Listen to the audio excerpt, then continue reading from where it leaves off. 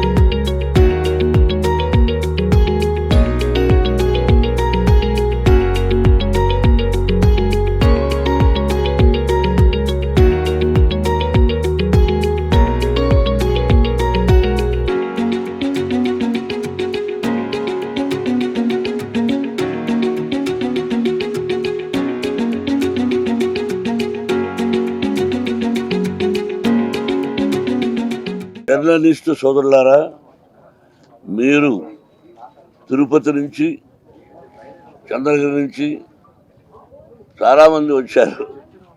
అంటే మీరు ఇన్ని గంటలకు లేచి ఉంటే ఇక్కడ రాగలిగారు. ముందు మీ అందరికీ నూతన సంవత్సరం సంక్రాంతి శుభాకాంక్షలు.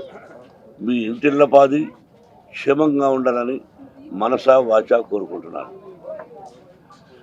భోగి అంటే ఏమిటి, సంక్రాంతి అంటే ఏంటి, పశువుల పండుగ అంటే ఏంటి, కనుమ పండుగ అంటే ఏంటి, ప్రతిదీ ఎక్కువ శాతం తెలియకపోవచ్చు.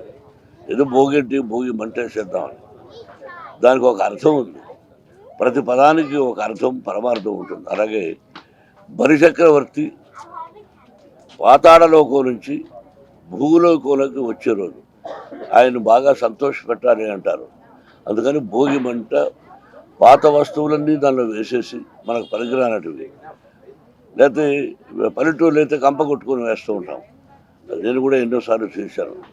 అలా వేసి అక్కడ వచ్చి బూడిదని తీసుకెళ్ళి అందరం బూడిద విభూదిగా పెట్టుకొని ఆ తర్వాత అక్కడ పెట్టినటువంటి నీళ్లను స్నానం చేస్తే తలంటి స్నానం చేయాలంటారు.